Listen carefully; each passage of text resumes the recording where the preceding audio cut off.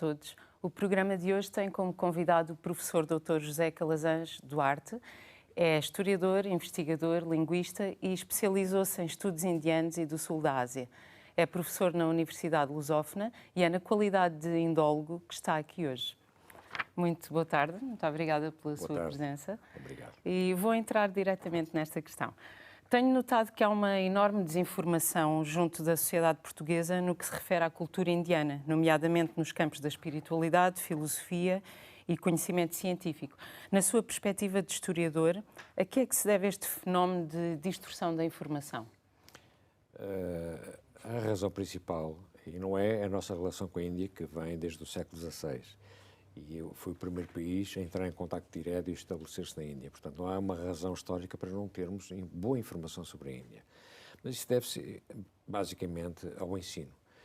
O nosso ensino sobre as várias etnias e as várias vagas migrantes em Portugal é um problema atual, grave, não só devido à colocação, ao apoio social que podemos dar e que devemos dar às massas migrantes, mas, essencialmente, o nosso ensino não está vocacionado para esclarecer a população jovem, nomeadamente a população jovem, sobre a natureza cultural, linguística e espiritual das massas migrantes que existem em Portugal. Há uma informação dispersa, não coerente, e a única coisa que existe são lições sobre cidadania, sobre religiões de uma forma muito geral, mas a informação mais importante ainda está para ser feita. Isso parte por uma estruturação alargada à sociedade portuguesa, com o envolvimento da Academia Portuguesa, das instituições diplomáticas, nomeadamente a própria Embaixada da Índia, e de movimentos sociais e da população em geral que estejam vocacionados, neste caso concreto, para o hinduísmo. E claro que há uma desinformação também, porque o Ocidente apoderou-se de uma certa forma, e isto não é uma palavra negativa, mas apoderou-se com muita paixão pelo hinduísmo comercial, que já está distorcido e que julgam que esse é o hinduísmo original e genuíno, mas não é. E, portanto, isso tudo tem contribuído para uma falácia à volta do que é a cultura hindu. Acabou já por responder à segunda pergunta. De certa forma, eu ia perguntar de que forma é que lhe parece que podemos desmistificar e esclarecer junto da sociedade portuguesa estes mal-entendidos que têm sido cultivados ao longo dos séculos? É fundamental a diplomacia, visto que nada, e nós aqui estamos por causa do hinduísmo, só me vou referir estritamente à questão do hinduísmo e as relações com Portugal. A diplomacia entre Portugal e a Índia são fundamentais, porque a própria diplomacia inclui o aspecto cultural, comercial e cultural. E, portanto, a Índia e Portugal desenvolveram ao longo dos séculos uma relação cultural e comercial. E, devido às vicissitudes da política portuguesa, nomeadamente durante o Estado Novo, nós que tínhamos uma relação estreita com a Índia, devido a Goa da Mão e Dio, ficámos sem ela. Oliveira Salazar, devido à invasão da Índia, quando a Índia se tornou independente das antigas possessões portuguesas, ficou tão desagradado, para não dizer outra palavra pior, que cortou as relações com a Índia e o curso que havia de estudos indianos ficou fechado. Ora, desde essa altura até 1993, Portugal ficou no ar relativamente a protocolos e de restabelecimento diplomático com a Índia. Foi na altura, durante a presidência do Dr. Mário Soares, é que se restabeleceram as relações diplomáticas como deve ser, através de um protocolo, dois ou três protocolos. E isso foi importante. Agora há que dar, desde 93 até hoje, há que dar corpo àquilo que foi feito. Os dois países têm vontade, mas agora falta a massa.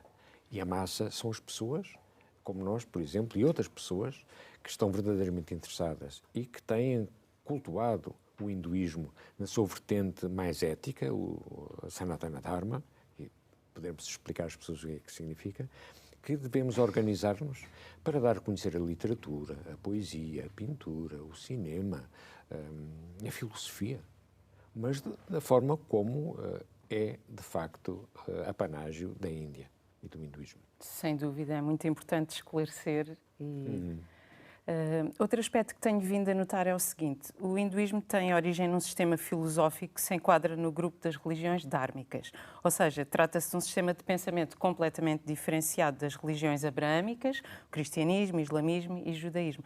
Consegue elucidar-nos brevemente acerca das principais características do chamado Indian Knowledge System e por que razão é que às vezes nos parece tão distante do pensamento ocidental? Exatamente porque o Ocidente tem distorcido a história do hinduísmo, devido ao comércio e devido a vários interesses privados, é que o atual governo indiano idealizou um método, tipo nutshell, para explicar ao mundo ocidental o que é o sistema indiano. E, portanto, fez um esforço bastante bem conseguido, bem arquitetado, do seu ponto de vista pedagógico, para explicar que a base do hinduísmo, que é a massa que liga tudo, incluindo os vários pontos de vista filosóficos, ou darshanas, pontos de vista, é o Sanatana Dharma. E o que é que significa Sanatana Dharma? São duas palavras compostas, sânscritas, da língua clássica da Índia, que, traduzido em grosso modo e linearmente para o português, será a ética universal. E o que é a ética universal? É o saber viver bem connosco e com os outros, com a natureza, com o universo, e tentar encontrar um equilíbrio com o cosmos. O objetivo principal é fazer da vida uma filosofia. Perfeito. Não é só uma coisa. Quando se fala de hinduísmo da Índia, as pessoas pensam logo yoga. Mas o yoga não é só isso. Praticar yoga não é praticar yoga. É um conjunto que inclui a alimentação, o pensamento, a filosofia, a ciência, teatro, dança. Tudo isso faz parte do Sanatana Dharma. É uma forma de viver, de estar na vida, de praticar a cultura e de estar em harmonia com o universo. E este universo, esta vivência do homem com o universo, obriga que o homem desenvolva um rito, um ritual.